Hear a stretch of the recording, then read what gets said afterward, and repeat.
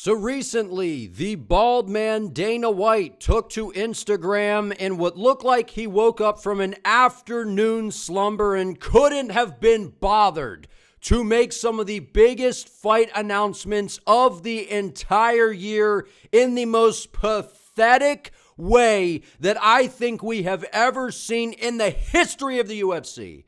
And I am sick and tired of it. I'm over it as a fight fan. I'm over getting these lackluster announcements. Oh, we're going to go Instagram live at some point today. Well, what time? We're supposed to sit around and wait for you to go live? Like, you have these massive announcements. We don't have a time frame. You just randomly go live and you go on there and you have zero energy whatsoever. And of course, you know he couldn't go an entire live without talking about Jon Jones the GOAT.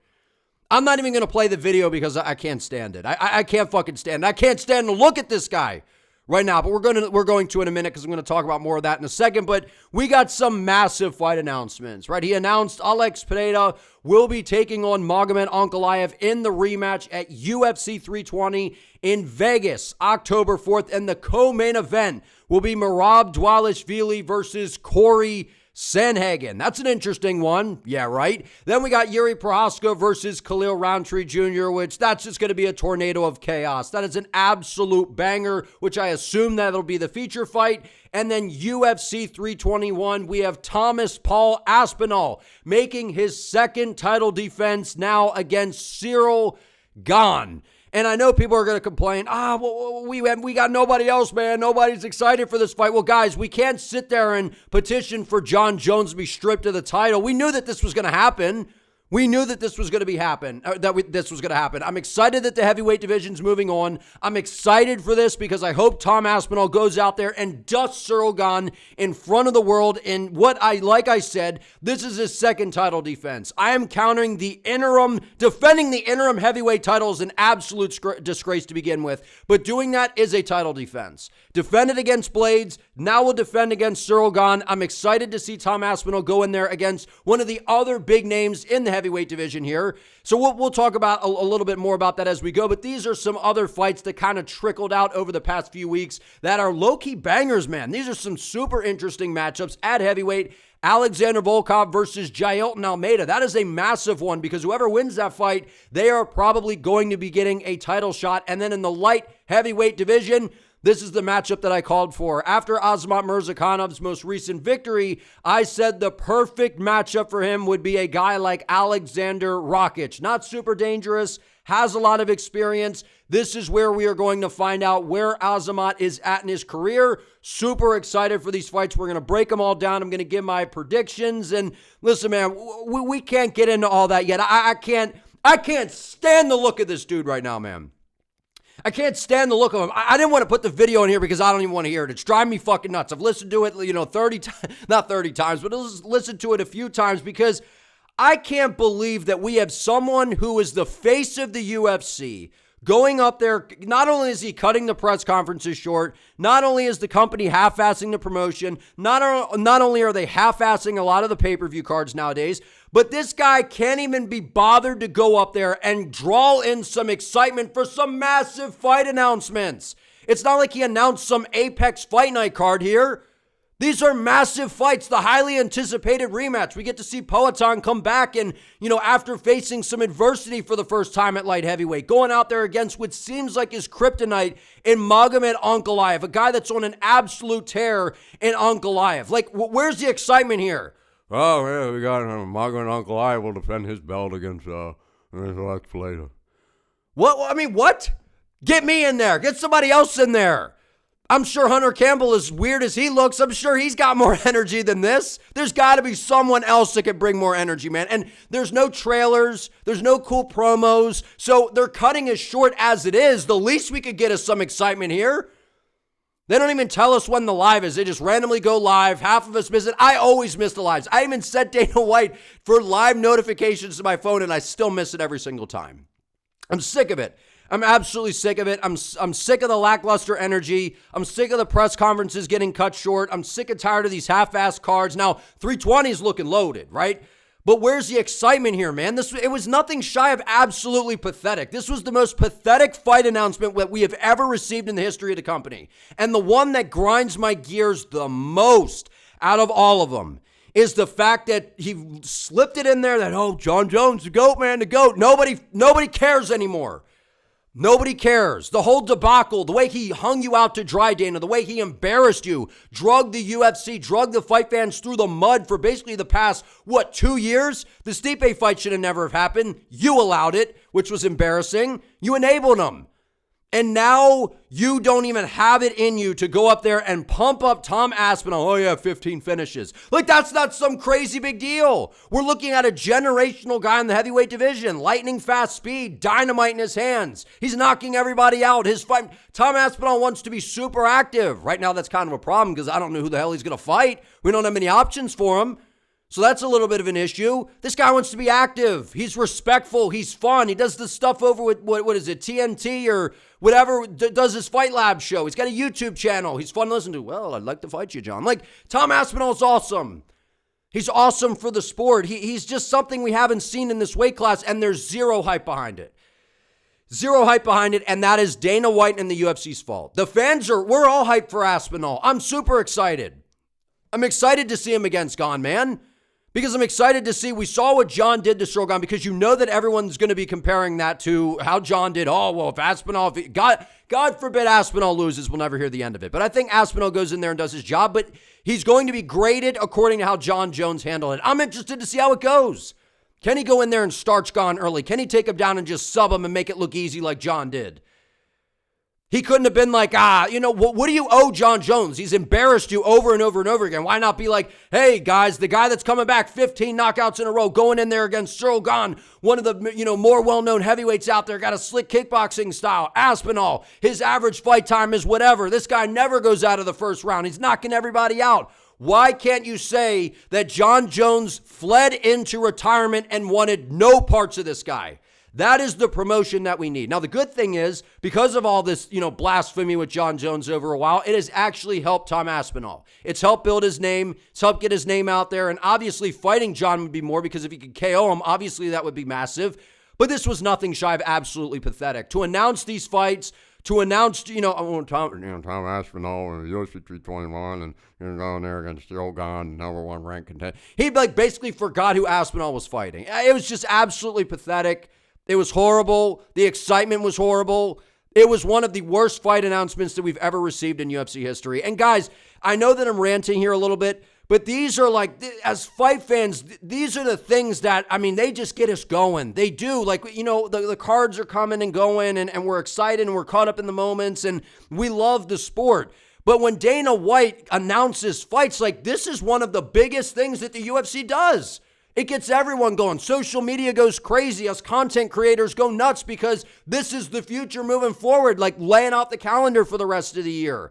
And the fact that he goes up there, looks like he wanted to be doing something else, wanted to continue his nap that he was probably woken up from to come out there and give this disgraceful announcement the way he did.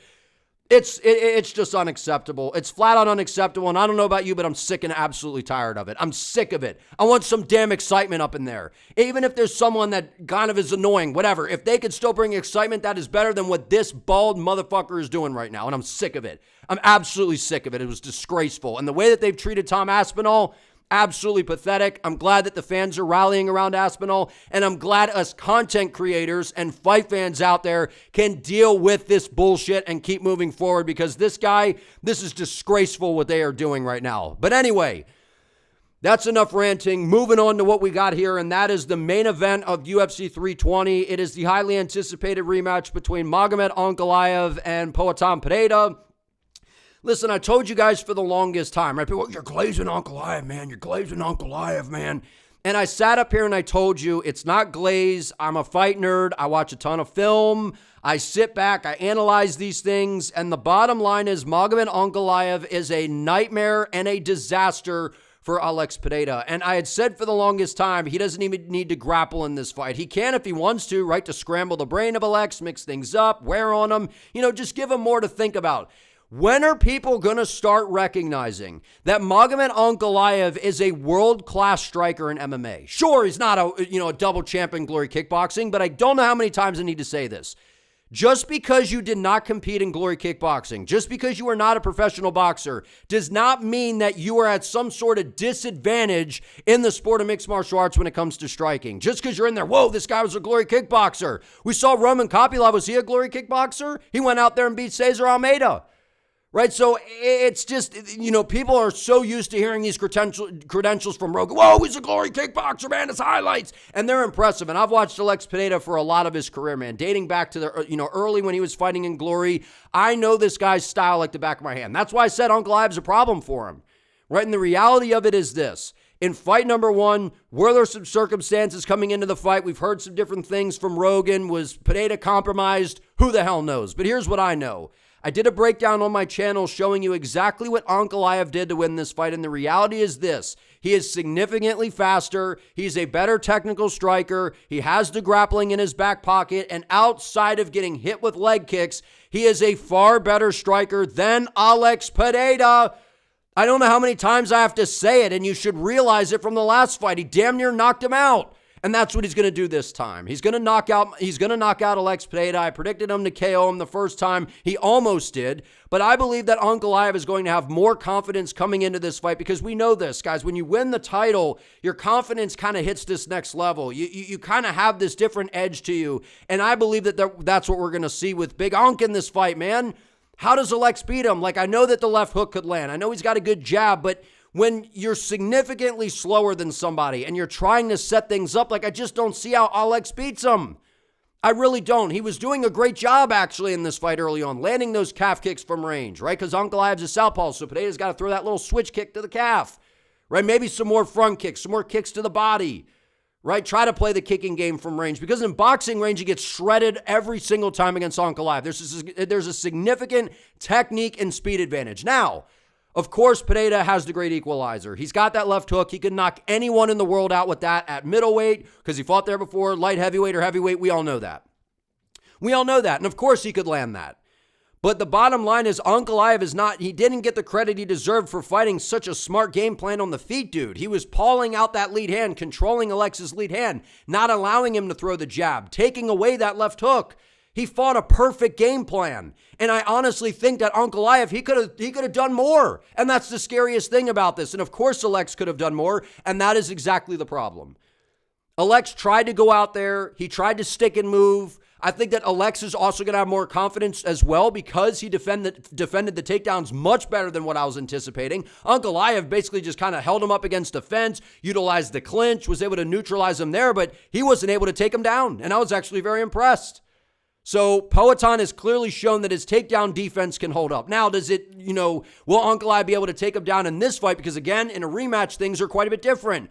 I believe that Magomed Ankaalev will knock out Alex Pereira at UFC 320 because Alex is going to come in more aggressive. He's going to realize that I can't really play the points game here. Ankalaev is more technical. He's faster. He was out kicking Alex Pereira as the fight played out, controlling that lead hand. Alex has to win the lead hand battle, man. I've never seen him just get punked around with the lead hand battle like that.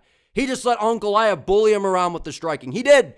Ankalaev was throwing front kicks, pushing him back up against the fence, man. He was bullying Alex Pereira in there. And we're used to seeing Alex Pereira move forward, kind of be the bully, be the better striker. The bottom line is when he's in there against speedy guys, Alex is struggling. We saw that against Khalil Rountree in the first 2 rounds. I know that Pereira, he hit, matrix mode. He was bobbing and weaving as the fight played out, was able to get Khalil out of there. That was incredibly impressive. But it took him a while to get going with the speed. Right? And this whole thing that, Alex struggles with southpaws, I don't really think that that's true, right? We've seen him have a lot of success against southpaws as well, but there's something to be said about the straight shots down the middle.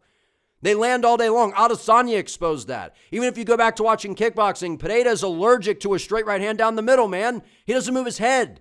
He does when he's moving forward looking to slip and rip shots, but he gets lazy behind that long guard. His defense is lazy. It is, and it's going to cost him in this fight. He's going to be more aggressive. He's going to try to move forward, or he's going to be more cautious and he'll lose on points again. Or he's more aggressive, which is what I think is going to happen. He's going to be pissed off from the last fight, being like, because he thought he won. He's going to move forward. He's going to move into range. He's going to get knocked out. That's what's going to happen in this fight. Ankalaev is too fast. He's the more well-rounded fighter. And again, of course, Ankalaev has shown that even though he started to kind of have an answer as the fight played out, he's still very susceptible to leg kicks. And maybe with a better game plan, Alex could go in there, get the jab going. But the problem is the speed of Ankalaev. He's in and out of range so fast, man. And in the pocket, Ankalaev is better than him as a boxer. And I said that for the longest time, and people were saying that I'm an idiot and I'm glazing. No, it's the reality. He's a better striker, at least at this point in their careers, than Alex Pereira. Pereira's 38 now? It's not to say he can't go out there and land a big left hook and knock him out, because we know that Alex can do that to anybody in the world, man. And I was very impressed with his takedown defense in the first fight. But Magomed Ankaalev is a no bullshit guy, man. This guy, he's not out there, him and Ali, whatever, whoever the hell's posting on his social media. This guy's not worried about all that. He's not worried about posting TikToks, being funny online, right? And he's got a pretty good personality come around fight week. This guy's showing up to win fights, dominate, and continue to be a dominant champion. And skill for skill, he's one of the best fighters in the UFC. One of the most skilled light heavyweights all around of all time. And I know people, they don't like to hear that because they just don't like Ankalaev. Oh, he's boring, dude. He's boring. And the reality of it is, Ankalaev didn't used to be that boring, right? And have his fights became maybe a little less exciting, especially on the run. Sure, they have. But you know why that is? Because they realize that if you chase after Ankalaev, you're getting knocked the fuck out. So now guys are cautious. They're cautious. That's exactly what happened to Pereira. If you over pursue this guy, he'll snipe you with a left hand. Ankalaev is incredibly dangerous. Skill for skill, he's the better fighter. And I picked him by KO in the first fight. He didn't get it. He won by decision. I think this time Poatan comes out. He tries to move forward, tries to land those big shots, and that will ultimately get him hurt in this fight. And I believe Ankalaev will KO him within 3 rounds. He almost knocked him out in fight number 1, man. He really, really did. And people just kind of glance over that, right? He hurt Alex really badly. And I know that Alex, this is a different position for him, right? Because since he's been in the UFC, he hasn't had this moment to where, he beat Adesanya and then Izzy came back, got redemption on him. But we have not seen Alex have to go out there and get redemption. This is new. So maybe we see a different pissed off, motivated Poatan that we haven't necessarily seen in the UFC. And I'm excited for that. Because I think that that's what it's going to take for him to beat a guy like Magomed Ankaalev, to where I just think he's outskilled overall as a mixed martial artist. That's the reality. I think he underestimated the striking of Ankalaev. The bottom line, Ankalaev will knock out Poatan at UFC 320.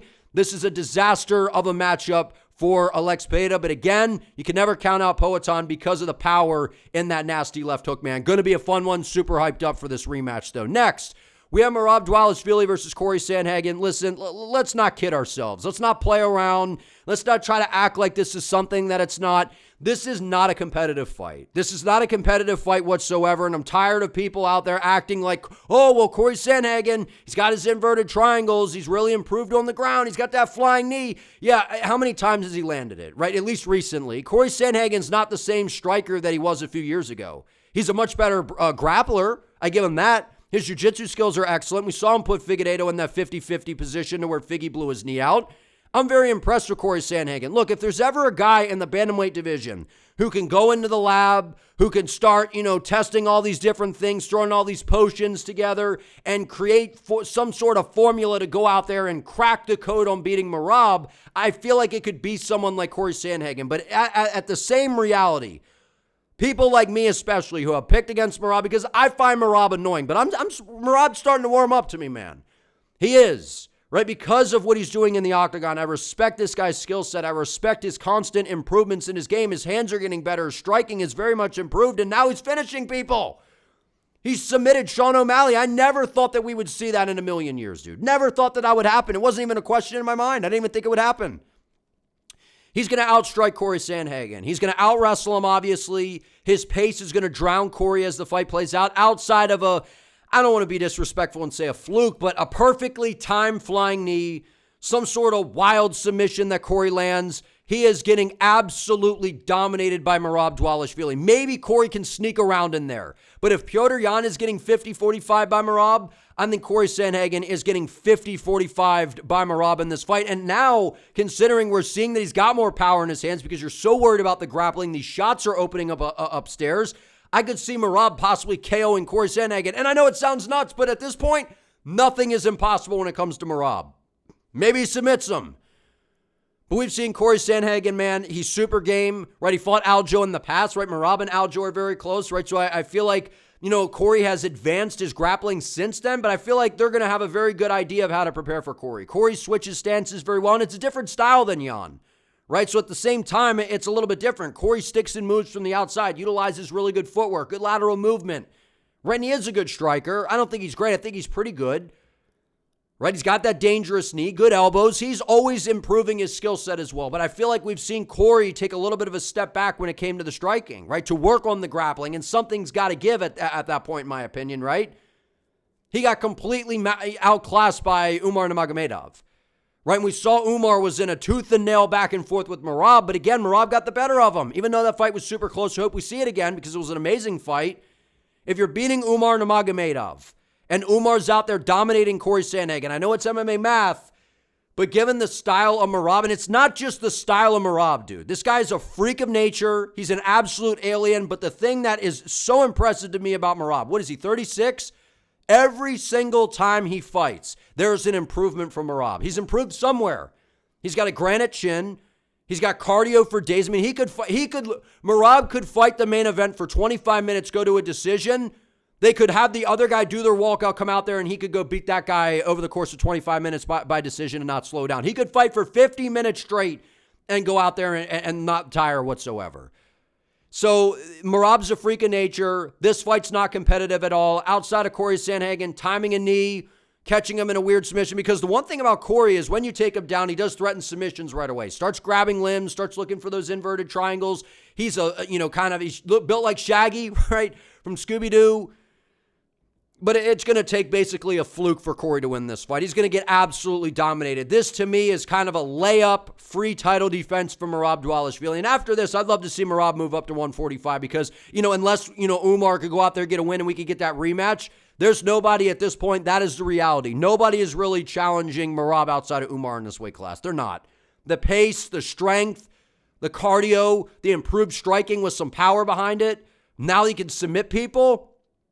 It's a wrap, man. Cory Sandhagen's about to get dominated, and I wouldn't even be shocked if Merab knocks him out, submits him. But for right now, I'll say that Merab wins a 50-45 dominant decision over Cory Sandhagen. But like I said, Cory's going to be on the chalkboard, drawing up these, fancy math equations, x squared plus b squared equals YMC squared, and he's going to be trying to dial some things up. He's a very smart fighter, but at some point, that kind of goes out the window when you're in there with people like Merab that are just freaks of nature, that are really, really well-rounded. Merab's going to absolutely dominate this fight. Let's not make it something that it's not. Merab is going to dominate Sandhagen. This fight is not competitive whatsoever. Not at all. Next, we have what I want to call the tornado of chaos between Jiri Prochazka and Khalil Rountree Jr. Listen, Khalil is a guy that I was critical of for a while, man. And it's not that he didn't have an outstanding skill set. I've recognized Rountree as one of the better Muay Thai style of fighters in the UFC, really that we've ever seen, right? He's got beautiful Muay Thai technique, and I can't remember his name, but he was training with John Haggerty's Muay Thai coach leading up to the Jamal Hill fight. And I saw some noticeable improvements with Rountree, right? He's got that southpaw stance. He's super explosive, beautiful Muay Thai technique. But the fact that he could not finish Jamal Hill, who was waddling around out there like he was stepping on tacks the whole time, flat-footed, not cutting angles. Jamal Hill looked god-awful in that fight. I expected Khalil Rountree, given what we saw from Hill as that fight was playing out, Khalil should have gotten a finish. He should have gotten a finish in that fight, man. And Rountree's super explosive, very dangerous, nasty kicks. We've seen him beat the absolute shit out of people, soccer kick people. His highlight reel is violent. But at the same time, yeah, they're violent, but he's not always finishing people, right? And I'm glad that, I was calling him the Dak Prescott of the division, right? He had all these empty calorie stats. It's like he had these crazy numbers. You play the highlight reel, he looks brutal, but he's not really finishing a ton of people. And even when he is, who the hell is he finishing? Guys like Anthony Smith, right? No one that's super impressive. Then he goes out there and has this close fight with, I think it was Dustin Jacoby, where I'm like, So in Khalil Rountree, to me, it seems like he's kind of hot and cold in there. And I'm glad he got the opportunity against Poatan because it kind of brought him into the limelight. And he's a very exciting fighter to watch, and I enjoy watching him fight. And he absolutely has his chance in this fight because this will be 15 minutes. He's in there with Jiri Prochazka, who's one of my favorite fighters. I'm sure he's like one of our favorite fighters. Jiri's an absolute legend, man. This is how legends are made. Dude, I love Jiri Prochazka. We all do. And Jiri Prochazka, I feel like he's going to knock out Khalil Rountree in this fight. Listen, if you're not Alex Pereira with the great equalizer in the left hook and the calf kicks, if you're not Magomed Ankaalev, because I think that Ankalaev is a hard fight for Jiri as well because of the hand speed, and Jiri has shown, even in the Jamal Hill fight, he looked like he was in the Matrix, bobbing and weaving all over the place, outstanding head movement. That was my critique of Jiri. I needed to see him improve defensively, and he did. He absolutely did, and he's an orthodox style of fighter, right? So Rountree is a southpaw, so those leg kicks, they're not necessarily going to be as... They're not going to be as violent. Khalil will throw him to the body, try to bring him upstairs, but it's going to have to be a switch kick to the lead leg, basically, right? So it kind of kills those devastating leg kicks that Rountree can land. That's why Jamal Hill was switching to orthodox, because Rountree's got those nasty kicks, right? And Rountree's got nasty knees. He's got good hand speed, but he throws these big slingshots over the top, that Ooga Booga style that it's just not going to land on Jiri. Jiri throws, he hip fires, right? I know that it's not the most, his hands are down. He's kind of playing that herky-jerky style in there. But the bottom line is if Jiri hits anybody in this weight class, he can knock him out. He's super creative. He's very hittable at times, right? And of course, Rountree could land something. Of course, Khalil could go out there and just kind of pick him apart. If Jiri can't pick up the timing and his defense doesn't look good that night. But the reality is Jiri Prochazka, he has got more finishing ability here. Khalil Rountree is super dangerous. He's very explosive, and I'm glad that he's kind of gotten into the limelight here, and he's a super fun fighter to watch. And if Rountree wins, he's got some options, right? He would fight Magomed Ankaalev probably, or Alex Pereira, whoever wins. And then Jiri, if Ankalaev wins, we have Jiri and Ankalaev. How badass of a fight is that, right? So whoever wins this, it's on the same card as the title fight there. I think the winner probably fights for the title. So big stakes on the line here. I don't think we really see any grappling. This will be a back-and-forth striking battle. And if you're in those and you're not, someone that is just going to bang leg kicks from the outside, right, it's going to be kind of hard for Rountree to do that, given he's a southpaw, Jiri's orthodox. I know Jiri switches at times. The power, the speed, the explosiveness, and the creativity of Jiri right now. And if Jiri hits that samurai matrix mode in there where he's bobbing and weaving around, it's going to be a problem for Khalil in this fight. And I feel like if you could get to Khalil, make him doubt himself, work the body, hurt him a little bit, we see Khalil just he's not the same fighter, right? When you back him up against the fence, we saw Alex Pereira start to get to him. Rountree, he could gas, man. He was able to coast against Hill because Hill was putting pressure on by moving forward, but he wasn't throwing anything. Jiri's not going to do that. We saw what Jiri did to Jamal Hill, and I know that's MMA math, but at the end of the day, Jiri Prochazka, he is more dangerous than Khalil. But again, Jiri's hittable. He's hittable. Rountree's fast. He's explosive. He seems like he's kind of finding his groove right now.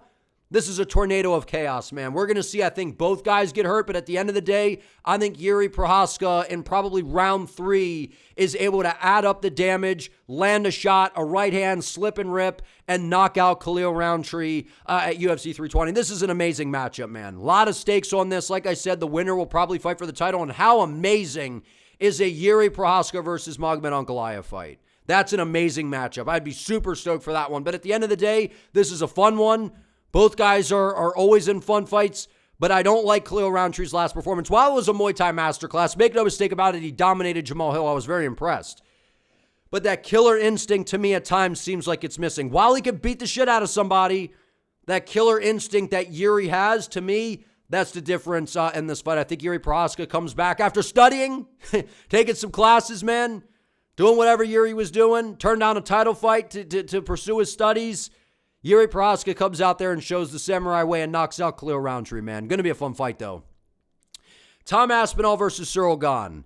Look, this is, we knew that this was going to happen, right? And I think that this is a very exciting time for the UFC heavyweight division because we have a phenom in the heavyweight division in Tom Aspinall. We've never seen any heavyweight move like this guy. Moves like a lightweight. Outstanding hand speed, really good straight shots down the middle. But if we're being honest about Tom, guys, he is a very basic guy to predict. Very basic. He's got a jab, a right hand behind it, and he throws a big old leg kick. That's it.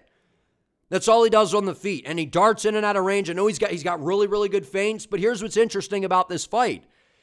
Ciryl Gane is one of the more athletic guys in the heavyweight division. Usually Aspinall has a speed advantage.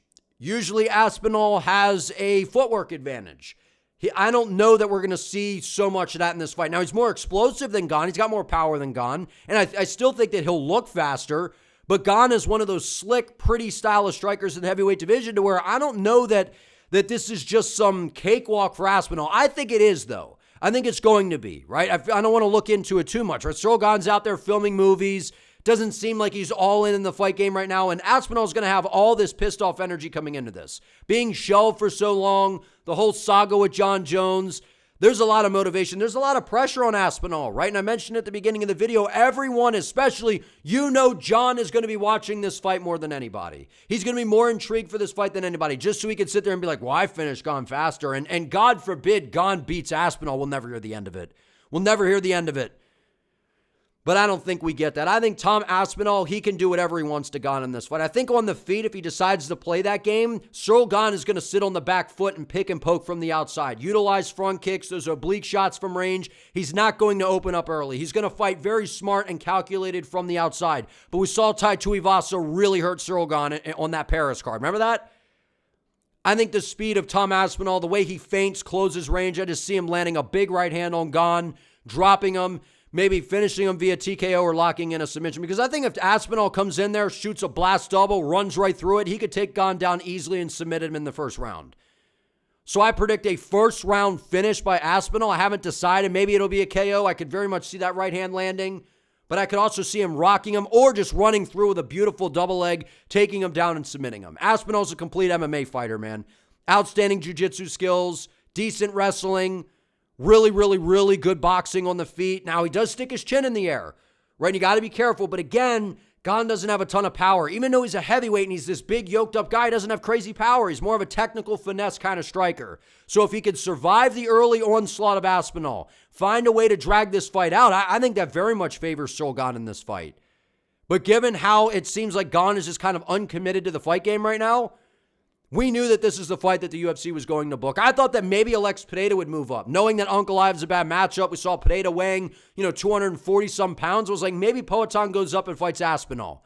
Because the UFC needs kind of a big star opposite of Aspinall, given the Jones fight didn't happen. I thought that was a real possibility. Maybe we get that at some point.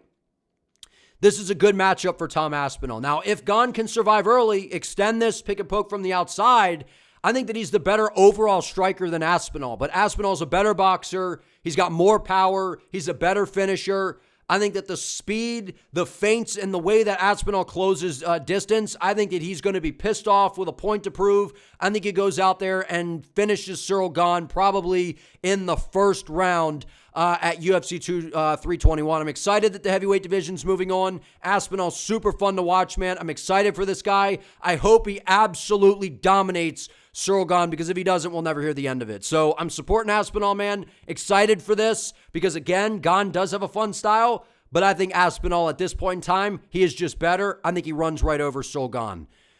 And then last two fights, man. These were added to UFC 321. We have Alexander Rakic versus Azamat Murzakanov. I wanted to see this fight. I want to see Azamat tested, and I think that he wins this fight probably maybe by decision here, right? I think that this will probably be 15 minutes. I wanted this to be a fight night main event. I wanted to see Murzakanov in a 5-rounder, but kind of a smart move by the UFC, right? A guy that you're trying to build in the light heavyweight division, a fresh new contender, put him in there in a 15-minute fight. Less can go wrong, right? Like when Joe Pyfer fought Jack Hermanson. I'm not saying that would happen to Azamat. He's more of a seasoned guy.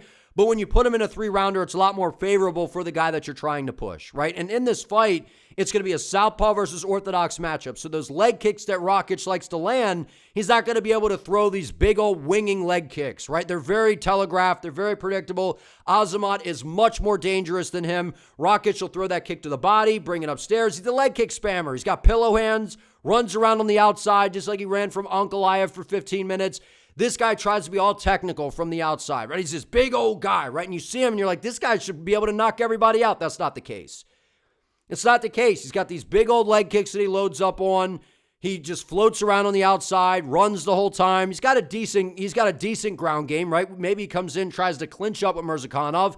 Azamat's the better fighter. Faster on the feet, dangerous power in his hands, lightning fast despite what his physique looks like. He looks kind of like he would be unathletic. That's not the case. He's got good grappling, outstanding power in his hands, really good speed and timing. I think he actually knocks out Alexander Rakic, man. I feel like that time is coming for Rakic. He's been running in these fights from these guys, doesn't want to engage. He's got pillow hands. I don't think that Azamat's going to respect anything coming back his way from Alexander Rakic. Once he gets the timing, I think a big left hand will land. I got Azamat Murzakanov KOing Alexander Rakic at UFC 321. But again, Rakic does have that savvy experience. He's got good kicks. He's shown that he is decently durable, even though he got finished by Jiri Prochazka. I just think Azamat Murzakanov is that good. Whenever we could get this guy active and competing, he's a serious problem in the lightweight division, and it would be fun to have a dangerous, exciting contender like Murzakanov. I think he gets a finish. Last but not least, we have Alexander Volkov versus Jailton Almeida. This is a fascinating matchup, man, and a big one, because whoever wins this, they're probably going to fight the winner of Aspinall versus Gane, maybe, right? Unless Dana allows Jones to come back and walk into a title fight against Aspinall, I don't think John's coming back. Anyway, I don't care. The bottom line is this: whoever wins this is probably next in line for the title. Both unique challenges, right, for a guy like Aspinall, because with Jailton Almeida, he's kind of like a Chimaev in the heavyweight division. You know what he's going to do. He's going to try to shoot very quickly in the fight, overwhelm you with grappling, and try to get you out of there. But we've seen that if you can answer early and you can drag the fight out, especially by defending the takedowns like Curtis Blades did, you could see that you could get to Almeida. Now, his striking seems like it's improved a little bit, right? He's a super fast and explosive guy for the heavyweight division, and it's an interesting matchup here because Alexander Volkov at one point, he was a guy that you could kind of take advantage of him a little bit, right? He didn't have the best takedown defense. He's a skyscraper, right? He's 6'7", super tall, good striker, dangerous kickboxing, but his grappling has actually really improved, right? We've seen him out there taking guys down, working in some good ground and pound, working his submission game, and I like the improvements that we've seen from Alexander Volkov. But is he good enough defensively with the grappling to stop an explosive, fast guy like Jailton Almeida? I don't know. I don't know if he is. That's the big question coming into this. So right now, I do favor Alexander Volkov, though. I think that if he can survive the first round and not get submitted, I think that Almeida probably takes him down. But as the fight plays out, considering the range game that Volkov can play, those dangerous front kicks up the middle, the way he kind of picked apart a guy like Sergey Pavlovich, he's got good front kicks, good straight shots down the middle with good power. He's not the fastest guy, but he's got really, really good elbows, good knees. I feel like if he can stop the takedowns, work some of those elbows when Almeida pushes him up against the fence, I like Volkov's chances in this fight, man. I really like his chances in this fight, and I like the evolution that we've seen in his game. He's slimmed down a little bit. He moves a little bit better. His skill set is well-rounded, but again, if he cannot stop that first initial takedown by Almeida, I think it's going to be a problem because Almeida has an advantage over a lot of guys in this weight class when it comes to speed, the skill when it comes to the grappling, excellent submission skills. So it's either Almeida, I think, runs him over early, gets that submission, but if he doesn't get that, we've seen him kind of slow down like in the Blades fight, and I think that Volkov can punish him to the midsection with front kicks, slow him down, keep him at range, pick him apart, and kind of make him fold in there. So I'm going to say early prediction. I think that Volkov could get a TKO later in the fight, man. I think he can, and that's if he could survive early against Almeida's strong grappling when the fight begins. But if you guys enjoyed this video, please give it a like. Let me know what you think down in the comments, and don't forget to subscribe to the channel. I would greatly appreciate it. See you next time.